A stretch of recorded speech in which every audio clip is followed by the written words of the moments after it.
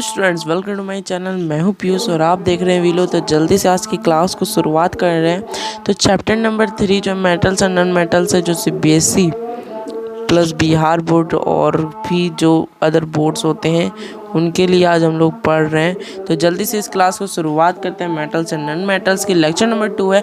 जो लोग lecture number 1 को नहीं देखें तो जाके प्लीज़ लेक्चर नंबर 1 देख लें। और हम लोग आज स्टार्ट करने जा रहे हैं। ये सब देखो,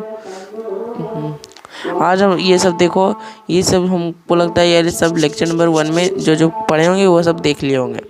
ठीक है, आज हम लोग स्टार्ट करने जा रहे हैं आयोनिक कंपाउंड से। ठीक है, रिएक्टिविटी सीरीज भी हम लोग देख चुके हैं। अच्छा, रिएक्टिविटी सीरीज हम आपको 1 मिनट रिवीजन करवा देंगे 1 मिनट में। ठीक है, और ये सब लेक्चर नंबर 2 की क्लास होने वाली है। ठीक है, तो चलिए क्लास को स्टार्ट करते हैं। ठीक है, चलिए। यस, तो हम 1 मिनट में रिवीजन करवा देते हैं आपको। जैसे कि काशीनाथ का मामा जो बोले थे, काशीनाथ का मामा, देखिए 1 मिनट में रिवीजन आपको करवा देते हैं। काशीनाथ का मामा आलू ज़रा फीका पकाता है क्योंकि AGAUPT। तो ऐसा आप लोग का रिएक्शन होता है। तो यहाँ पर K लिखते हैं, NA लिखते हैं, और यहाँ पर CU हम आपको बता देते हैं सब। उसके बाद MG, उसके बाद AL और ZN, उसके बाद FE, उसके बाद PB और उसके बाद H। ठीक, उसके बाद ये सब। तो ये सब मतलब रिएक्टिविटी डाउन में रहती है। कहाँ पर रहती है? डाउन में। ठीक, तो रिवीजन 1 मिनट में हम करवा दिए। आगे चलते हैं तो प्रॉपर्टीज ऑफ आयोनिक कंपाउंड्स के बारे में बात करेंगे। तो प्रॉपर्टीज ऑफ आयोनिक कंपाउंड्स क्या है वो देख लेते हैं। तो ionic compounds are solids. Ionic compounds are solid and somewhat hard because of the strong force of attraction between the positive and negative ions. These components are generally brittle and break into 2 pieces when pressure is applied. तो physical nature इसका किसका है? Ionic compounds. अगर ionic compounds आपको बोला जाए कि ionic compounds को बताओ, तो हम लोग जस्ट इमेजिन कर लेंगे सॉल्ट को। सॉल्ट कैसा रहता है उसको बारे में हम लोग देख के उसका सॉल्ट का स्ट्रक्चर कैसा रहता है, फिजिकल प्रॉपर्टीज़ का। फिजिकल प्रॉपर्टीज अगर उसका बोले तो हम लोग देखते हैं कि वो सॉलिड में रहता है ना, सॉलिड में रहता है। और वो थोड़ा सा क्या बोलते हैं सॉलिड को, थोड़ा सा हार्ड भी रहता है। और अगर उसको हम लोग थोड़ा सा प्रेशर देंगे तो वो टूट भी जाएगा। वही लिखा हुआ है कि when pressure is applied it was breaked. Melting and boiling point, उसका मेल्टिंग और क्या होगा? Ionic compounds have a high melting point and boiling point. See table. अच्छा, this is because a considerable amount of energy is required to break the strong inter ionic interaction. तो ये क्यों होता है? क्योंकि हाई मेल्टिंग और boiling point इसमें ज़्यादा रहती है ना, पूरा हाई रहती है ना। सॉल्युबिलिटी क्या है? इलेक्ट्रोवैलेंट कंपाउंड्स होते हैं, जनरली सॉल्युबल इन वाटर, और ये घुल जाते तुरंत, और insoluble in water solvents. Solvents में इनसॉल्युबल और वाटर में सॉल्वेंट। ठीक, सच एज केरोसिन। सॉल्वेंट का क्या हो गया? केरोसिन, पेट्रोल और एक्सेट्रा। कंडक्शन ऑफ इलेक्ट्रिसिटी, जी हाँ, ये कंडक्शन सॉल्यूशन इन्वॉल्व्स करते हैं। चार्ज पार्टिकल्स हैं, इसके कारण से आयोनिक और electrovalent compounds are good conductor of electricity but they conduct electricity either in molten form और these aqueous solution. Okay, done. चलिए आगे चलते हैं। तो ऑकरेंस ऑफ मेटल्स के बारे में बात कर लेते हैं। ऑकरेंस ऑफ मेटल, मेटल का ऑकरेंस क्या होता है? सबसे पहले मिनरल्स की बात कर ले तो मिनरल्स जो होती है द एलिमेंट्स और compounds which occur naturally in the earth crust. यानी कि देखो, अगर अर्थ का मैं यहाँ पर बना दूँ,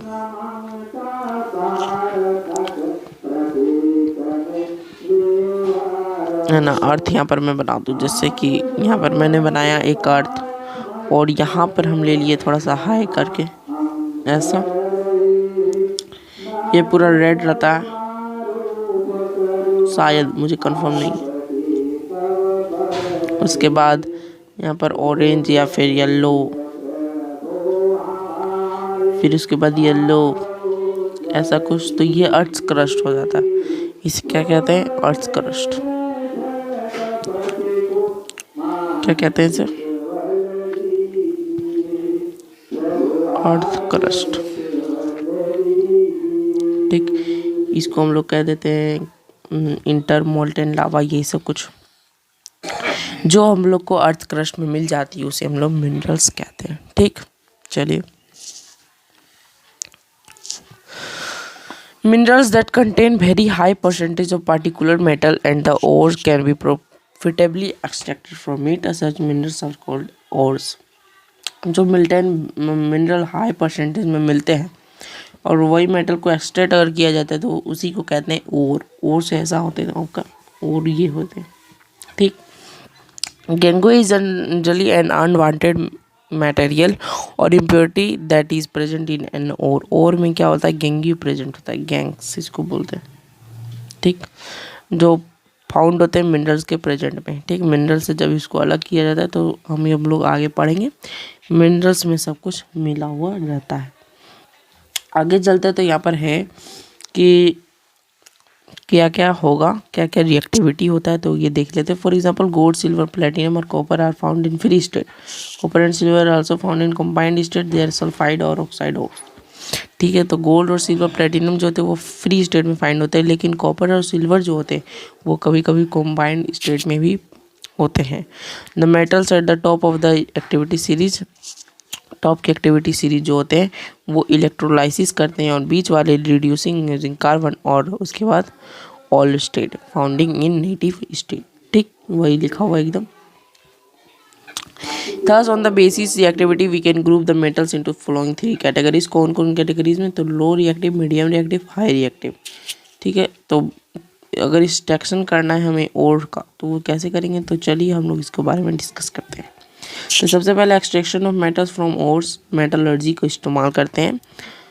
सबसे पहले हम लोग इनलाइटमेंट करते हैं और कंसंट्रेशन ऑफ ओर्स करते हैं, उसके बाद एक्सट्रैक्शन ऑफ मेटल, उसके बाद रिफाइनिंग करते हैं। तो पहले इनरिचमेंट मतलब समझते हैं। ठीक है, इनरिचमेंट ऑफ ओर्स क्या होता है? Ores mined from the earth are usually contaminated with large amounts of impurities such as soil, sand etcetera are called gangues. जब हमारे साथ मिनरल्स के साथ कुछ अदर चीज़ आ जाते हैं तो उसे हम लोग गैंग्स कहते हैं या फिर उसे सॉइल, सैंड और भी कुछ कहते हैं। The impurities must be remove from the ore prior to the extraction of the metal. ठीक, और जब हमें ओर को रिमूव कर देते तो वो उसे कहते हैं एक्सट्रैक्शन ऑफ द मेटल। ठीक, the process use for removing the gangue from the ore are based on the difference between the physical और chemical properties of the gangue and the ore. Difference techniques are all according to use. Enrichment मतलब क्या हो गया? जब हम लोग minerals को निकालते हैं सबको साथ साथ गैंग्स के साथ, तब हमें कहते हैं इनरैकमेंट, और अगर हम लोग रिमूव कर दे तब हम लोग भी कहते हैं enrichment of ore. Extraction of ore होता है तो ओर को हम लोग धीरे धीरे उसको तोड़ तोड़ के निकालते हैं। ठीक है, extraction metal low in the activity series. तो सबसे पहले हम लोग लो को पढ़ने वाले हैं, उसके बाद मीडियम पढ़ेंगे, उसके बाद high. Metals low in the reactivity series are very unreactive. तो जो लो रिएक्टिव के रहते हैं वो वेरी अनरिएक्टिव होते हैं। The oxides of these metals can be reduce to metal by heating alone. उन्हें पूरा गर्म करके पूरे हीट करके साथ साथ उन्हें रिड्यूस किया जाता है। फॉर एग्जांपल सिनाबार जो होते हैं वो मरकरी का ओर होता है। जब उसे हीटेड किया जाता है ऑक्सीजन के साथ तो वो कन्वर्टेड होता है मर्क्यूरिक ऑक्साइड, और mercuric oxide is then reduce to mercury on further heating. बहुत हीट करने के बाद कुछ कुछ फाउंड होता है। उसी तरह कॉपर भी आपके नेचर में हीट करने पर ही मिलता है। ठीक, आगे बात करते हैं मिडिल। लो में पता चला कि लो में क्या करते हैं? हीट करते हैं, हीट। लो में क्या करेंगे? हीट। और हाई मिडिल में क्या करेंगे? तो मिडिल में of the reactivity series such as iron, zinc, lead, copper are moderately reactive. These are usually present as sulfide or carbonates in nature. It is easy to obtain a metal from its oxide compared to its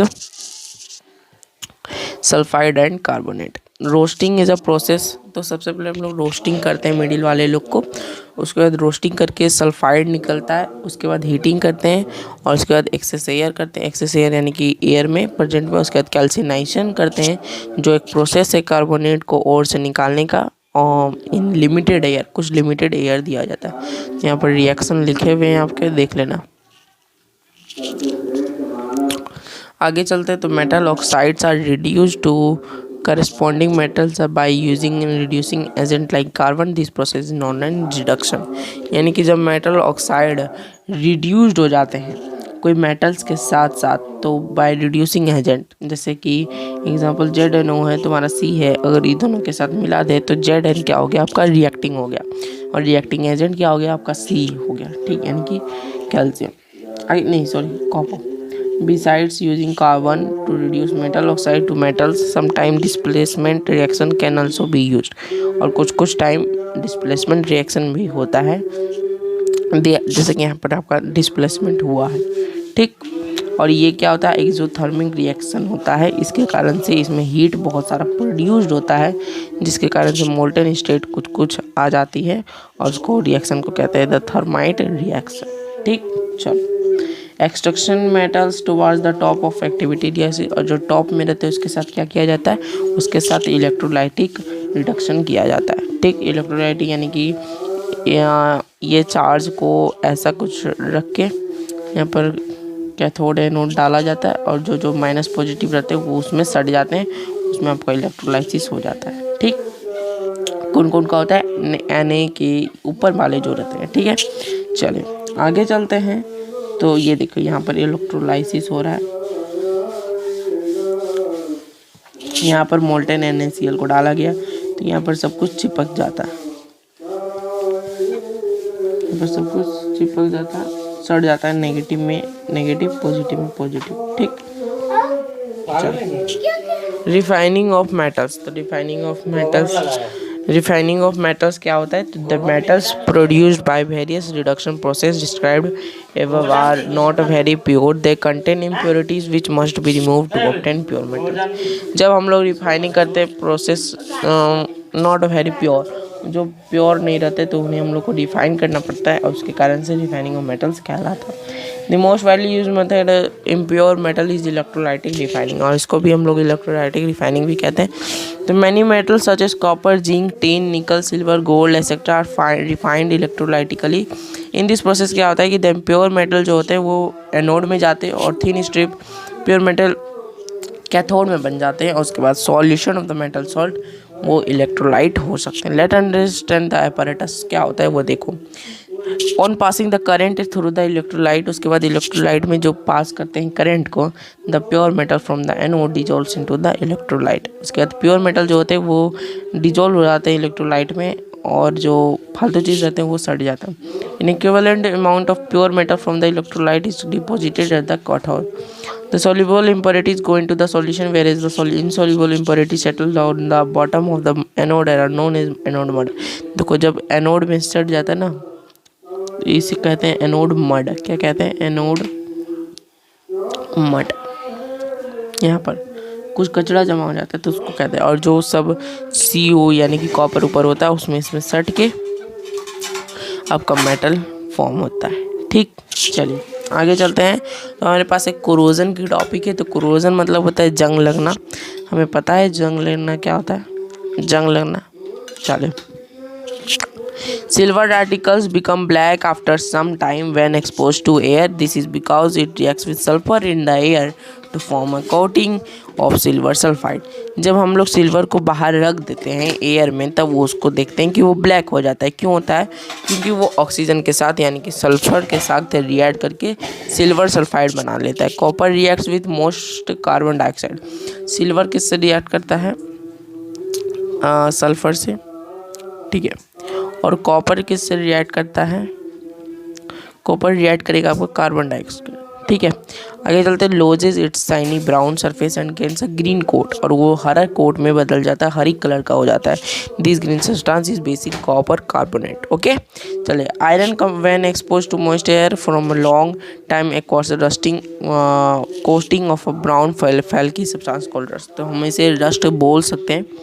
तो यहाँ पर rust है, और यहाँ पर आपका हो रहा है वो बेसिक कार्बन कार्बोनेट। ठीक है, ग्रीन कलर में बदल रही है। ठीक, तो हम लोग इसको रस्ट बोलते हैं। तो आयरन किसके साथ रिएक्ट करती है, आयरन ऑक्सीजन के साथ रिएक्ट करती है। ठीक, चलिए आगे आता है ये फिगर है तो ये आप लोग समझ लेना, ये सब कुछ नहीं है। Prevention of corrosion, prevention of corrosion, तो कोरोजन क्या है, प्रिवेंशन के लिए हम लोग इसको पढ़ते हैं। तो सबसे पहले हम लोग कोरोजन को कैसे आ सकते हैं, तो पहले हम लोग को प्लेटिंग करना पड़ेगा और मेकिंग एलॉयज, तो एलॉयज को एकदम पेंट वेंट करके एकदम ग्रीस व्रीस लगा के करना पड़ता है। गैल्वेनाइजेशन क्या है, galvanization it is method to protecting steel and iron from dusting by coating them into the thin layer of zinc, उनमें जिंक लगाना पड़ता है, जिंक, ठीक है। Analyze a homogeneous mixture of two or more metals or metal non-metal electrical conductivity and melting point of an alloy is less than that the pure metals। आगे चलते हैं। Example of alloy का example सी पढ़ लो, उसके बाद next class में हम लोग बता देते अमलगम क्या होता है। अमलगम जो होता है ना वो मरकरी का एलॉय होता है जो वन और मोर अदर मेटल से बनकर लगता है, लेकिन सिल्वर से, लाइक सिल्वर, सिल्वर के जैसा, ठीक। उसके बाद सोल्डर है, ब्रोंज है, ब्रास है, ये सब आप लोग पढ़ लेना। कॉपर और जिंक का मिलकर ब्रास बनता है, कॉपर और टी मिलकर ब्रॉन्ज मिलता है। तो अमलगम का क्वेश्चन आता है, एलॉय का भी क्वेश्चन है। तो एलॉय हम लोग बोल सकते हैं होमोजेनस मिक्सचर है और दो और मेटल से बना हुआ है और वो एक नॉन मेटल कहलाता है, ठीक है। चलो बस अब नेक्स्ट क्लास में हम लोग पढ़ने वाले हैं मेटल्स के कुछ क्वेश्चंस करेंगे, ठीक है। एमसीक्यू प्लस हमारे बोल सकते हैं उसको MCQ plus short question answer, long भी कर रहे हो, ठीक है। बाय बाय, टेक केयर, तब तक के लिए मिलते हैं और बने रहिए मेरे साथ विलो एजुकेशन में। आपको नोट्स मिल जाएंगे बहुत ही, आपको जैसे ही क्लास शुरू होती है आपको नोट्स मिल जाते हैं। तो ये प्रीमियर चलती है तो मैं हम लोग माफ़ी चाहते हैं कि लाइव नहीं आ सकते, लेकिन प्रीमियर तो ज़रूर करा सकते हैं। रिकॉर्डेड क्लास रहती है तो आप लोग चिंता ना करें, आपकी बातें सब सुनी जा रही है, आप लोग जो जो कमेंट करोगे उसकी सुनी जा रही है अभी, ठीक है।